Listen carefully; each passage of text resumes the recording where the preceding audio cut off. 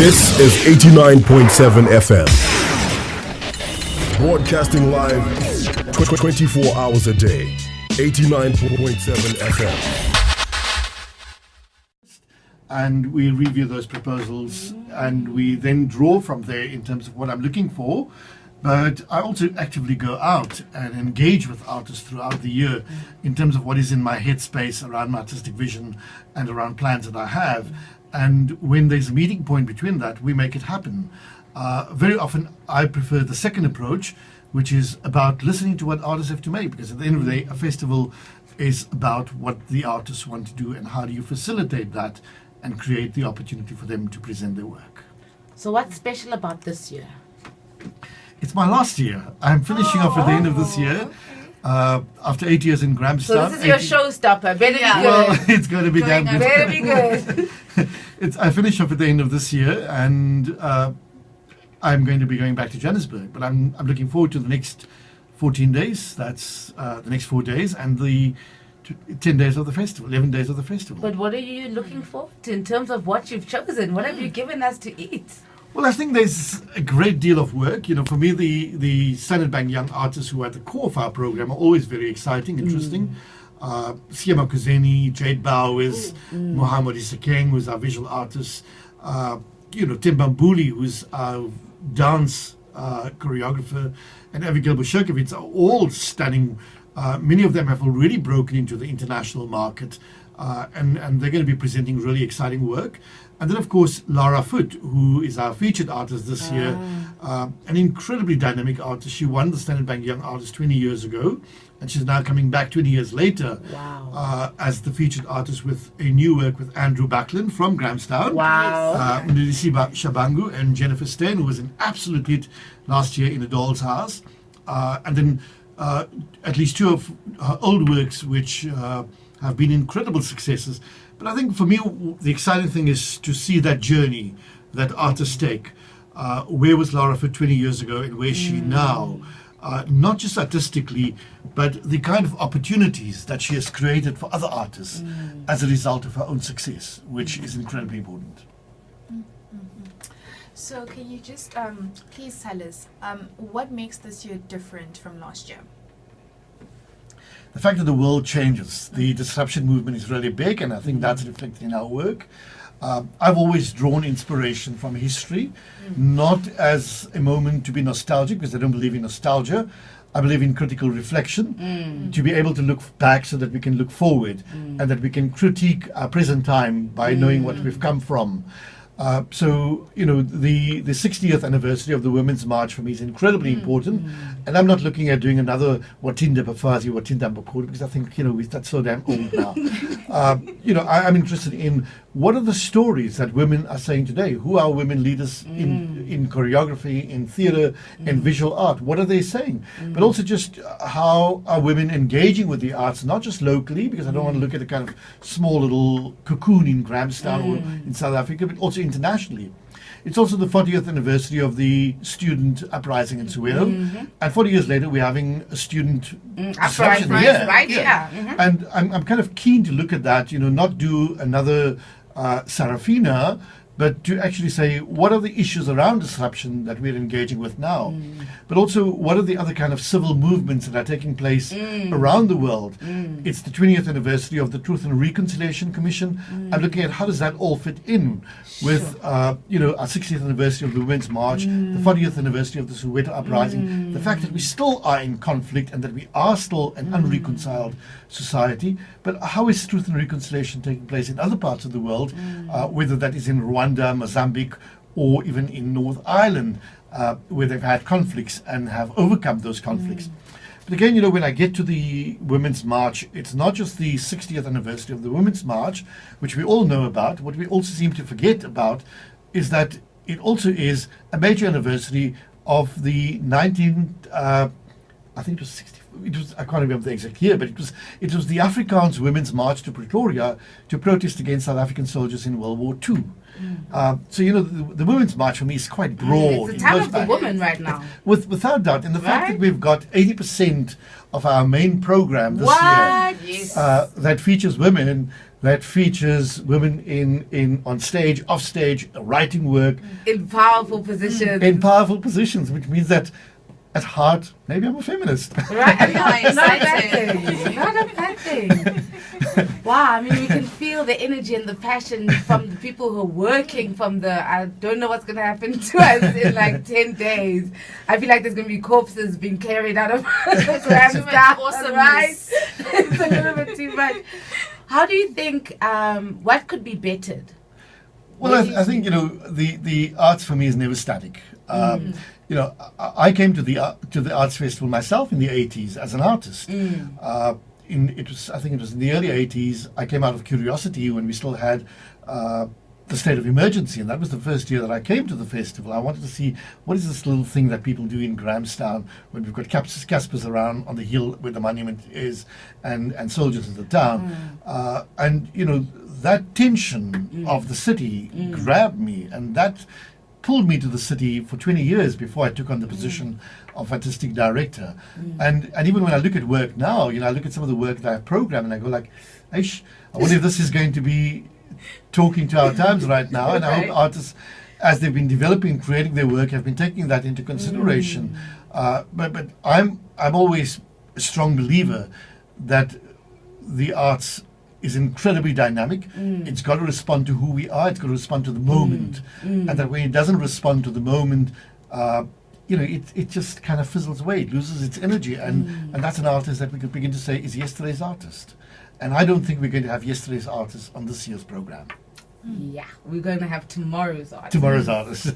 Ooh, inspiring conversation with Ismail Mahomed, the creative director of the National Arts Festival. We're going to take a short musical break just so that all the stuff that you're bringing us can sink in, Yes. right? How are you keeping, Fufu? Oh, it's just too much. I'm so excited.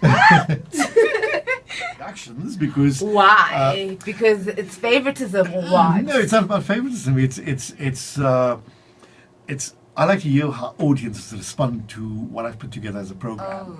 Okay. And when you're like, oh my God, I thought it was a favorite, audiences hated it, or God, I wasn't expecting audiences to like rush Okay, to so that kind that's of the thing. excitement for you. Yeah, it's kind of, you know, you've baked the cake, now wait and see how people eat it, and what's the kind of crumbs they leave behind. But there are certain things that I consider kind of favorites. You know, one for me is I like the balance between work that provokes Yeah. and challenges, Yeah. but also work that kind of soothing, that heals. And I think a festival needs to do that.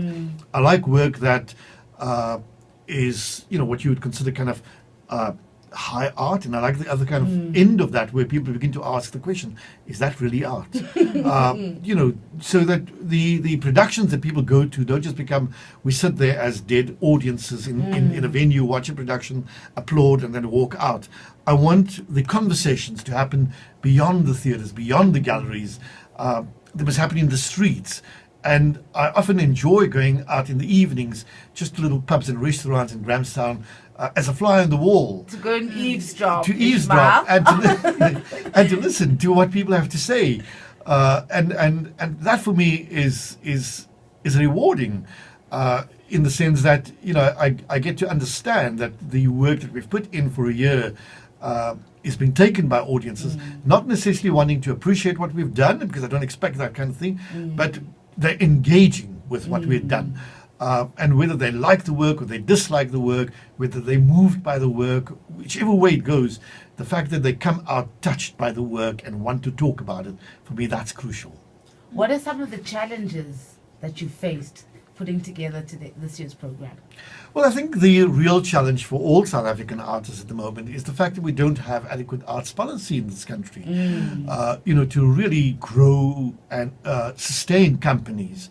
So often you'd end up with wonderful proposals that you really think like, my God, this artist has given so much thought to this proposal. This proposal is so very relevant. It has to be done. If it's not done now, it's going to be lost work, and we're going to lose a great artist. But, you know, to be able to do most of the work at the festival, even at this year's festival and the main program, one needs to broker an enormous amount of partnerships.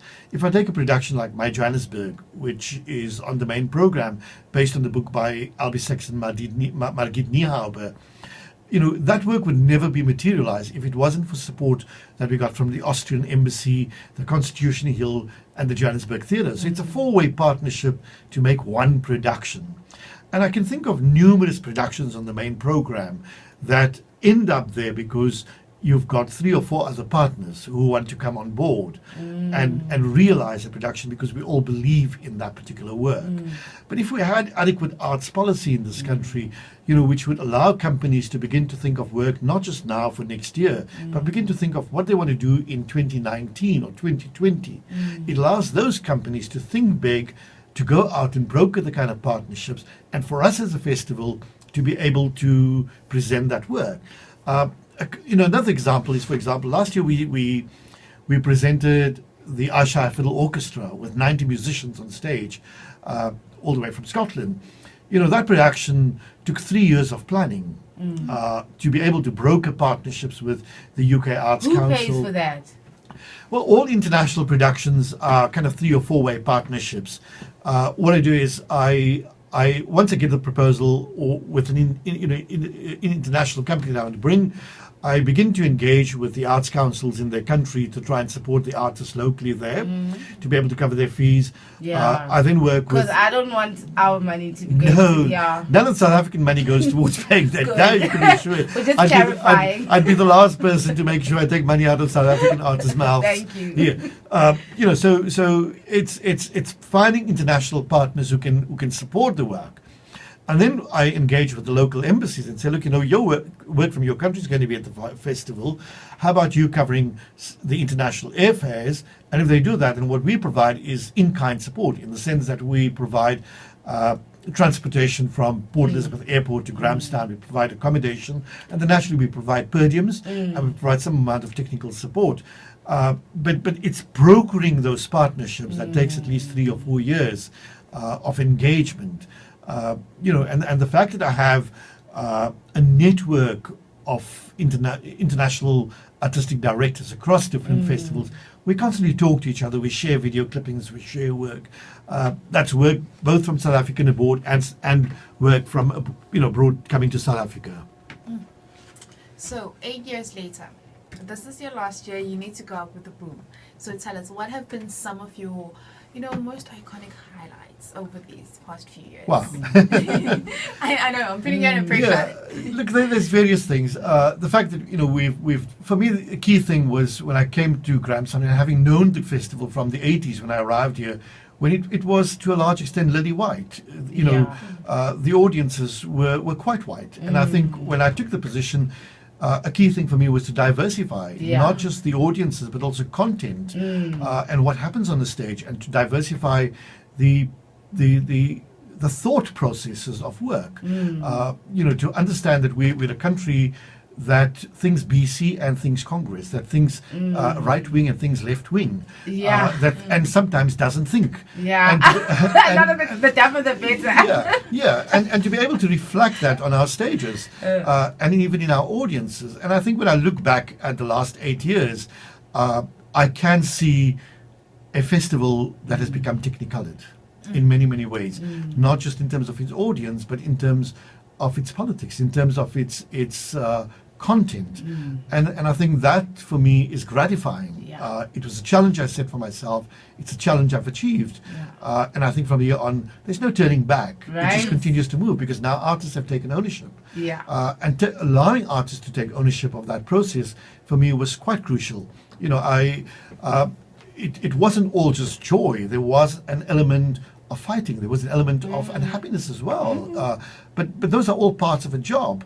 I was keen not to lose focus that I know where I've come from. I know what I've come as an artist to this festival in the 80s and the 90s.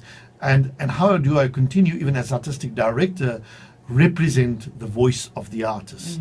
But to be able to represent that voice of the artist in terms of being able to broker partnerships with funders, with agencies, with foundations, but at the same time not to lose focus that this is a festival that was built on integrity, that was built with a particular vision, and that was run for many, many years before I arrived here with an enormous amount of strong capacity by my predecessor.